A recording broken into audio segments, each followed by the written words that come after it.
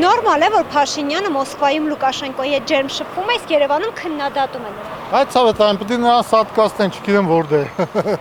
Այդ տականքի հարցեր չտակ։ Նա ոչնչություն է եւ ոչնչության հետ մենք կապ չունենք։ Վերածը դրա հետ կապ չունենք։ Ինձ պետք է Փաշինյանը, ինչ անդեղ անում իջա։ Երկիրը կործանվի բրծելա։ Իհարկե ոչ։ Բայց դե Նիկոլ Փաշինյանից ամեն ինչ սպասելի է, էլի մենք լավ սպասելիքներ չունենք։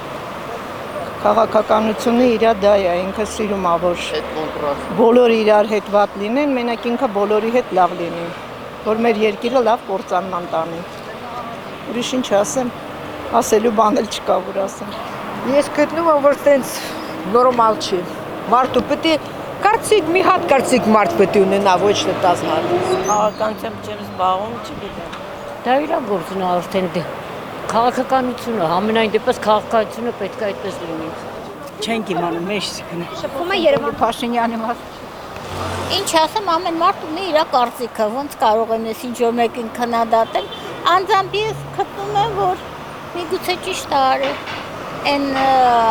պատճառով, որ մի քիչ պետք է ավելի սղուն քաղաքականություն ունենալ, մի անգամից կտրելն էլ երևի այդքան ճիշտ չի։ Երևանում քննադատում, բայց գնացել է Մոսկվա ջերմ հարաբերությունների մեջ։ Դե այստեղ սիրում են քննադատել Մանավանդ Փաշինյանին։ Որովհետև ճիշտ բան չի խոսում։ Ով ճիշտ բան չի խոսում։ Դե չի խոսում էլի։ Ով։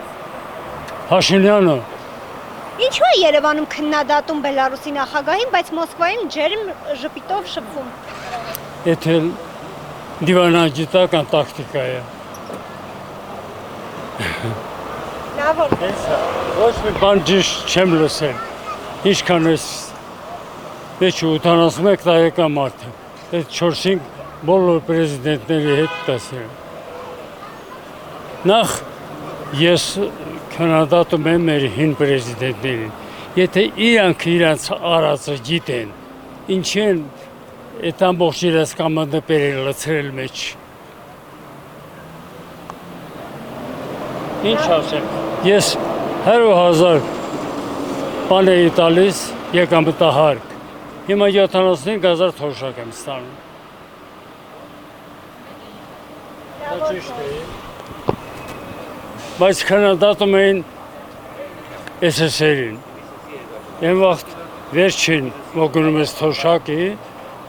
վերջին ամսվա միջինը 60% կամ 50%։ Եթե 10 տարուց ավել ես այդ հիմնարկում աշխատել, 60% էին տալիս, եթե 10-ից պակաս էր 50% էին։